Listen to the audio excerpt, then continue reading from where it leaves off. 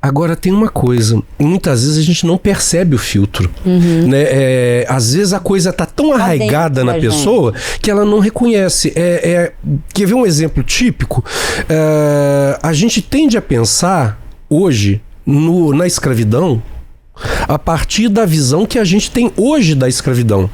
A gente não consegue imaginar, por mais que você, por exemplo, uma mulher negra, por mais que você seja uma mulher negra do século XXI, né, e você entenda toda a problemática histórica da mulher negra ao longo dos séculos, quando você se depara com um filme, por exemplo, que emula uma situação de uma mulher negra no século XIX, a partir da realidade atual, você vai achar que era assim naquela época. E não é.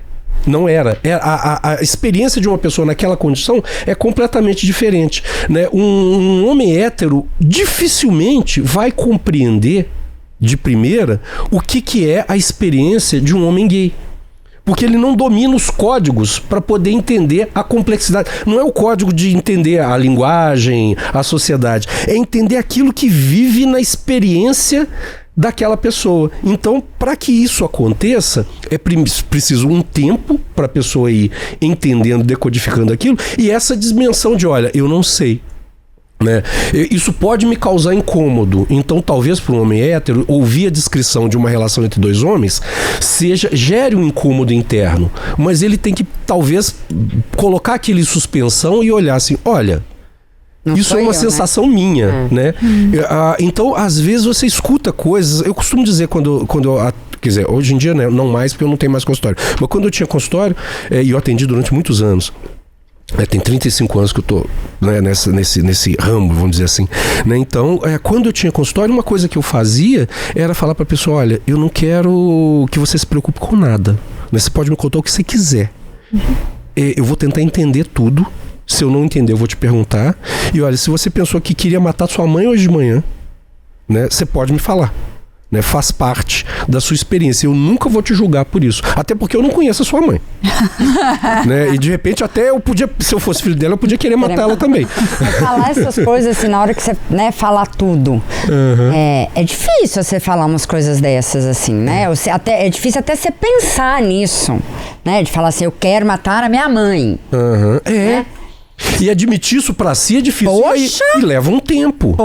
Leva um tempo. Pra você soltar isso pra terapia, você tem que estar com a coisa na cabeça assim, não é? Trabalhada já. E você tem que saber que o terapeuta vai entender isso, né? Vai estar disposto a entender isso. Tem alguma estratégia que a gente pode usar? Porque assim, claro, pra pessoa pensar em contar que vai matar a mãe, eu acho mais difícil. Mas às vezes até coisas menores as pessoas não falam porque acham que vão ser julgadas, né?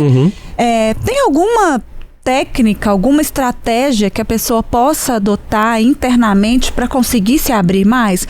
Não só com o terapeuta, mas se abrir mais na vida mesmo. Olha, na terapia, eu acho que na vida aí é outra história, porque você sempre tem que contar, é um jogo de xadrez que você faz com o outro. Na terapia, como tem o limite da ética, então, teoricamente, o terapeuta não deveria deixar aquilo extravasado ali, a pessoa deveria, na medida do possível, quando ela conseguisse, colocar tudo para fora que diz respeito ao seu problema. Então, expressar isso, até porque ela pode pensar, olha, se tiver uma reação ruim, eu posso sair. E isso as pessoas não pensam, que ela pode sair da terapia por isso também. A pessoa pensa que pode sair da terapia porque não tem dinheiro para pagar, ela pode pensar em vários motivos, mas pensar que ela pode sair da terapia porque o terapeuta ou a terapeuta não é capaz de escutá-la propriamente, isso muitas vezes não passa pela cabeça. Então, do mesmo jeito que você vai experimentar uma roupa, e aí você vai lá, bota aquela roupa, ela ficou com o ombro folgado, ou então ficou com o ombro aqui, e aí a pessoa vira pra você e fala assim, não, menina, leva, isso aí é só ajeitar no corpo, assim, a hora que esquentar ela relaxa. Ou então você vai calçar um sapato, você compra do sapato é 30, você calça 37, o cara te dá 33, aí você bota lá, o negócio tá machucando seu pé, o cara, não, isso aí cede com o tempo, né? Não cede. Número, sei lá quantos números.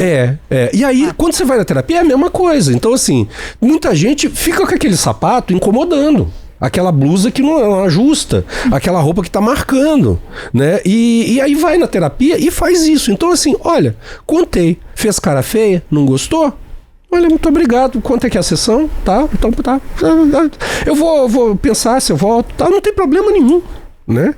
E vai. E procura uma outra pessoa. Mas assim, pede uma indicação e muda. Que você falasse um pouquinho sobre a função da terapia, claro. Ótimo. Eu fui fazendo um retrospecto aqui. Eu já fiz terapia algumas vezes, alguns momentos da minha vida eu estou fazendo terapia no atual momento também. A primeira vez que eu fiz, eu tinha tipo assim, 20 anos. E aí eu lembro que eu agarrei birra do meu psicólogo porque ele me falava a verdade, só que eu não tinha repertório nem maturidade pra entender o que ele estava me falando. Isso é raro, mas acontece muito. Eu falei, não quero mais fazer porque eu não consigo olhar pra cara daquele cidadão que não sei o que, tal, porque ele estava simplesmente me jogando as verdades na cara. Hoje, eu me incomoda quando, por exemplo, eu espero que minha psicóloga me dê um soco e ela não me bate, entendeu? Eu falo assim, não, peraí, eu acho que eu não agi legal nessa situação aqui, me chacoalha. Você tá de acordo? E ela fica... Tânia. E aí ela não me chacoalha. Vamos falar um pouquinho da função, então, da terapia? Que a gente precisa ter também uma certa maturidade para entender? A gente tem que pensar que a terapia, ela é... Terapia, né? A ideia de terapeuta, né? De cuidar, é um nome grande. Inclusive que tem vários terapeutas. O fisioterapeuta é um terapeuta, né? Então, quando você procura terapia, você pode procurar por alguns motivos. Então, você pode procurar porque você tem um problema que você quer resolver, uma coisa pontual. Você tem algo que te incomoda na tua vida, né? Algum comportamento que te incomoda, alguma dor que você precisa colocar pra fora, falar e ninguém te escuta. Mas muitas vezes você pode procurar também por um problema existencial. Eu não estou feliz em viver.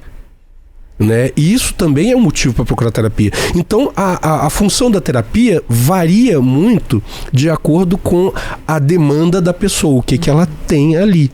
Então eu penso que eu gosto muito de comparar o trabalho do terapeuta com o trabalho de um artista plástico. Começar num pintor, né? Quando ele fez a sua formação, supondo que ele tenha feito uma formação, ele aprendeu a usar aquarela, tinta a óleo, guache, sei lá, têmpera de sei lá o que, eu não entendo de pintura, mas então pincéis, pena, nanquim, ele tem um monte de recursos, né? Ele pode pintar em tela, pode pintar em papel, em cartão, tem vários recursos que ele pode usar. E de acordo com o tipo de trabalho que vai ser pintado, né, é que ele vai usar essas ferramentas. A pessoa, ela vai chegar lá com uma situação. Essa situação é a pintura que ela vai o trabalho, né, que vai ser construído ali. E é um trabalho feito a duas mãos. Né? Então ela apresenta a ideia, aí já a pessoa não é exatamente um pintor, desses pintores inspirados que vão pintar um quadro. É alguém que faz um quadro por encomenda. Né? Então eu quero pintar um quadro. Eu quero que você me ensine a pintar o quadro, eu quero pintar o quadro junto com você, sei lá, né? E aí você tem aquelas ferramentas ali para ajudar. E você vai escolher a ferramenta de acordo com aquilo que a pessoa te traz, né? E tentar ir com ela nessa situação. E às vezes você percebe aquilo que a pessoa precisa.